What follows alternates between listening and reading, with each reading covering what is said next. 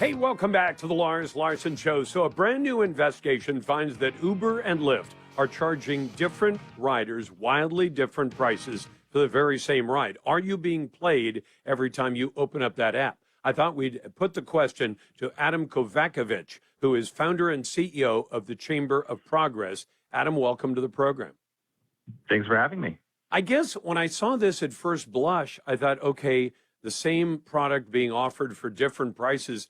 I think I can find that at a smaller scale on just about any corner that has two gas stations, one on one corner and one on the other. And you say they're charging 10 cents a gallon more than over there than over here for basically the same product. Are people getting wound up about the fact that Uber and Lyft charge different prices for the same service? Is this worth getting excited about? I don't think so, partly because I don't think the evidence really backed up the claims here. I think most people who take Ubers and Lyfts know that the ride prices change for obvious reasons. You might see supply and demand, you might see fewer drivers available, the distance between you and the spot, the time of day. You know, there's a difference between taking an Uber after a baseball game and taking it on a quiet Tuesday afternoon. They're going to follow the same route, but they're not the same market, and I think that was one of the flaws of this study. Well, and in fact, if you say, well, they're charging different prices, the consumer can do the same thing they do with any other situation like that. You walk into a store, you say, I think I'm going to buy that jacket. Oh, they want $100 for it. I know where I can buy it for 90. You go to the store that charges 90 and you buy theirs. Except with Rideshare, you can literally just pull your phone out, punch in the same ride with both services, and you'll find the one that's cheaper, except one may be coming 5 minutes sooner than the other one, and that factors into the price as well, doesn't it?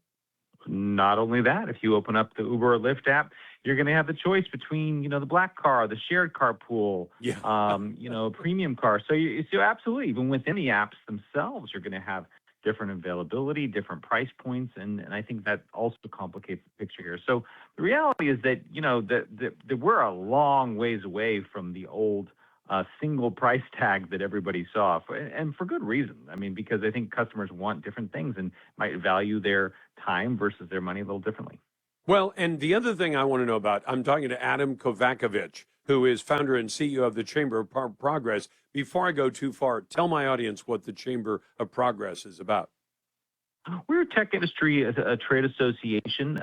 We're big believers that tech is a positive force for making society better, for making services more available to consumers. And a lot of what we do is try to sort of beat back proposals that we think would hurt technology getting to more people and hopefully bring technology to more people, things like autonomous vehicles, for example. So we are an advocacy group that's really trying to push for having more technology in more people's hands.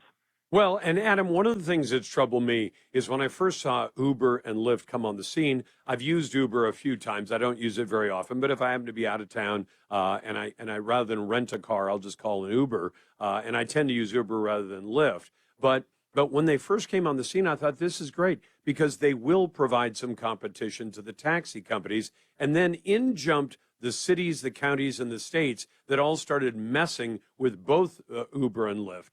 And it seemed to me that we'd be a lot better off if we'd let the marketplace decide this rather than have cities and counties and other vested interests get involved in trying to decide which one should be the winner and which one should be the loser. I think that's right. I mean, look, in the old days of taxis, there were taxi medallions in most cities that were tightly controlled, usually by the city government.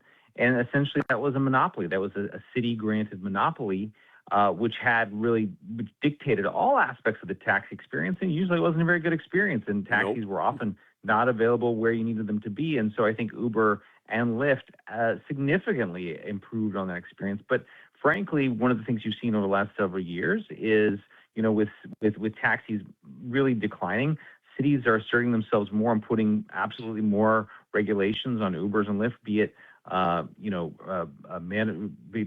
wage minimums, things like that, insurance minimums. All these things increase the cost of the ride, and in some cases reduce the availability of the ride. So, and in some cases, they've actually reduced access to driving jobs. I mean, I think one of the great interesting things about Uber and Lyft is they've democratized driving jobs, but when cities have passed some of these wage floors, that's actually made it harder for more people to drive. Yeah, and it doesn't make any sense to me. Frankly, there was one other, and I wish I could remember the name of it, Adam, but it was out of, I think, Washington, D.C. And the guy said, look, Uber and Lyft take too much of the ride price goes to Uber and Lyft. And his model basically charged a flat fee every month for the use of the dispatch software. And he ended up making it even more competitive, both for the drivers and for the individual passengers. And I thought it was popular. And then we found that advocates of Uber and Lyft were going to battle with this competitor because government always seems to want to kill competition, even though arguably they say they're always on the side of more competition. I've seen government kill more competition than I can shake a stick at. Oh, I completely agree. And I think, the reality is that regulation has a way of building a moat around the incumbents that's hard for challengers to really overcome. And so I think that many policymakers are really unaware of how passing more and more rules tends to entrench the companies who got there first and put, challengers further out of reach. So I absolutely agree. I think deregulating a lot of these industries, reducing regulation, would lead to more competition. That's got to be a positive for consumers because then consumers can shop around and that leads to usually a price war driving prices down. Couldn't agree with you more. Adam, thank you so much. I appreciate the time. Thanks so much. You bet. That's Adam Kovacevich, who is founder and CEO of the Chamber of Progress.